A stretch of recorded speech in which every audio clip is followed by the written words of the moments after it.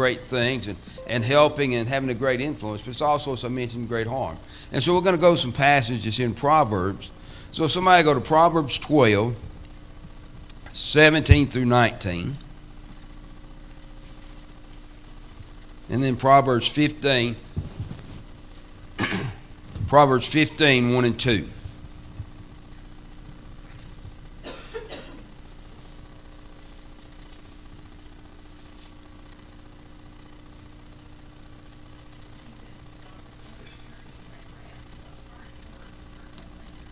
All right.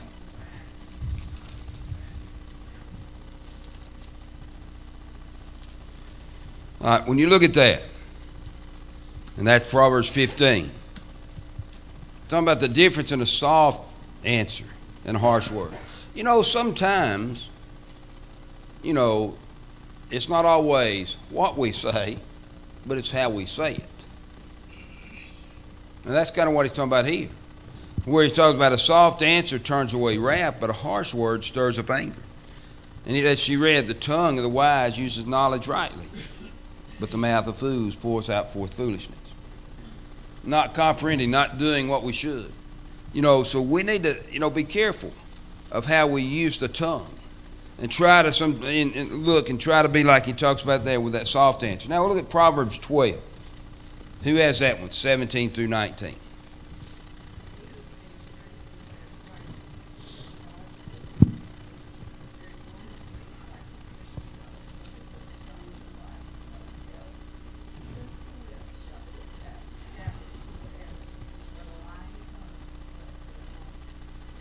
Now, notice what he's trying to help us understand. If you speak the truth, it's righteous. False witness is deceit. But you remember, I believe it was last week we talked about, what did we notice about that he told us there in Revelation?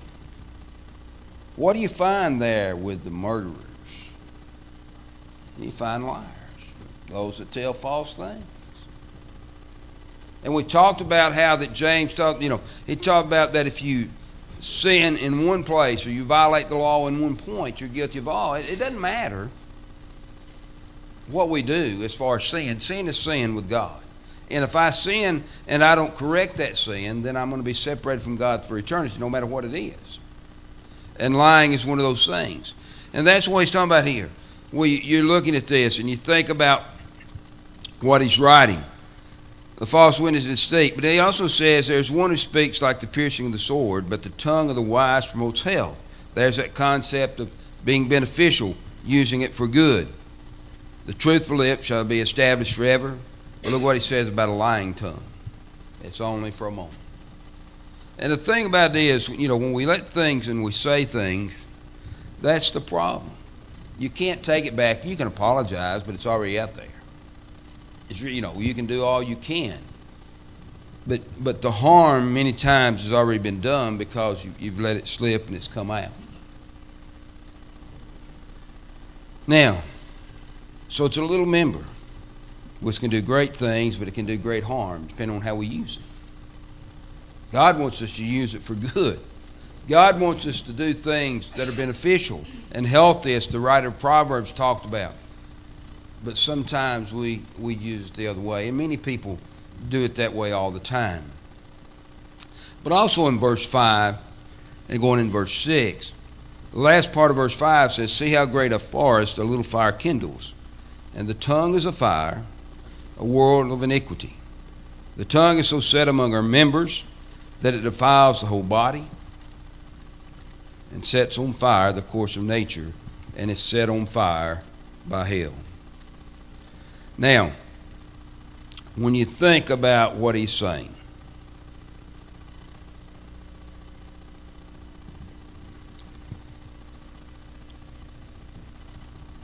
we know what a fire can do. We've seen it. You see it all the time. With it, you know, you saw it, what's happened out in California here just a few weeks ago.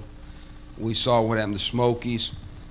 You know, when it's dry, we understand that concept and how it can start from something small, but how it builds. And that's what he's talking about with a tongue.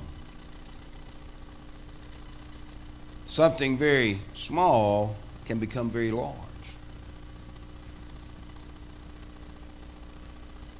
It can make a great fire. starting for something very small.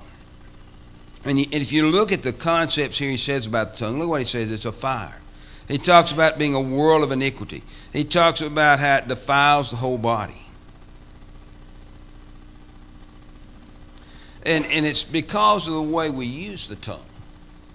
Not that the tongue is something we can't deal with, it's because sometimes we just do not. If we go back to Proverbs again, I'm going to go Proverbs 26 this time. And I'll read verses 18 through 26 of Proverbs 26.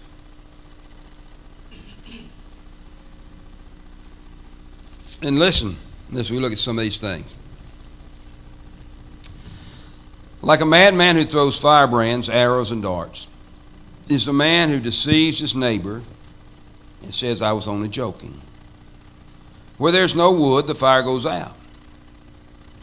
And where there is no talebearer, strife ceases. As charcoal is burning to coals, and wood to fire, so is a contentious man to kindle strife. The words of a talebearer are like tasty trifles. They go down into the inmost body. Fervent lips with a wicked heart, and like earthenware covered with silver dross. He who hates disguises it with his lips, and lays up deceit within himself. When he speaks kindly, do not believe him. For there are 7 abominations in his heart. Though his hatred is covered by deceit, his wickedness shall be revealed before the assembly. You notice talking about the things there and the difficulties and how, that it takes something, even though it's small, the talebearer can increase that. And that's some of the problems with the tongue. It's maybe, we use it, you can use it in a slanderous way. You can be a talebearer, as he's talking about here. You can be a gossip. And those are sinful uses of the tongue. Those are not the way that God wanted us to use the tongue. God doesn't want us to be individuals that are just trying to tell things and falsehoods about individuals, trying to stir up strife all the time. That's not what God wants us to do. But in many cases, that's what we do. And you look at the things there where we talk about those things and what it does and the problems that it causes. And you think about the tongue, he says in verse 6, is so set among our members, it divides the whole body and sets on fire the course of nature and set on fire by hell. And it's interesting he talks about there, set on fire by hell. Because think about hell and the terribleness of hell. And I think what he's wanting us to understand is how terrible the tongue can be in our use of it, or the way we use it. This proverb was talking about being that talebearer, that person that's telling those falsehoods or telling things. And look, sometimes, we ought, just because you know something doesn't mean you ought to tell it. More than likely, we probably shouldn't. Because, that's the problem that begins to happen. And it begins to get bigger and bigger and bigger. And it causes greater problems, greater difficulties among individuals. And it can happen in the church. Because we don't always know everything that's going on and exactly how everything is going. And anywhere along here you have comments, feel free to make them. Now if we go to verses 7 and 8, he refers back to what we talked about taming the animals, using things to tame those things, and like controlling the ships. Look at what he says. For every kind of beast and bird, of reptile and creature of the sea is tamed, has been tamed by mankind. But no man can tame the tongue. It is an unruly evil, full of deadly poison.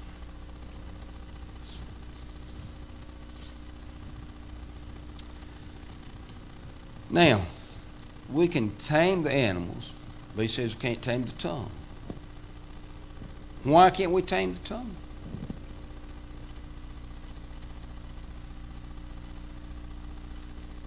Got to be a reason.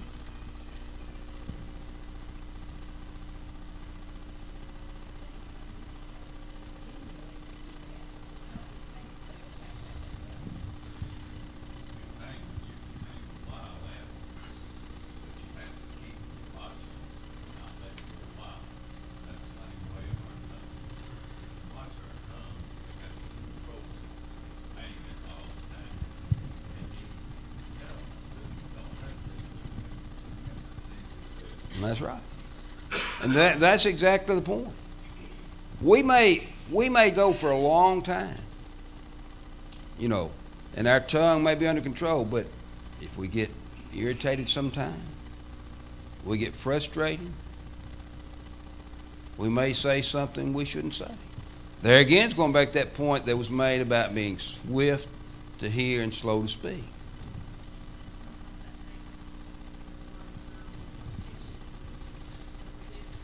Well,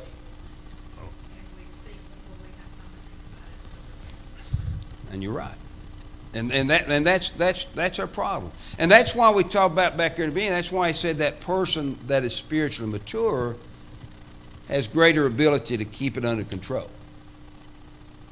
Doesn't mean we don't slip sometimes, because, like I said, we're all humans, and sometimes when something happens or somebody does something, we may say something, then we may think after, oh man, I wish I never said that.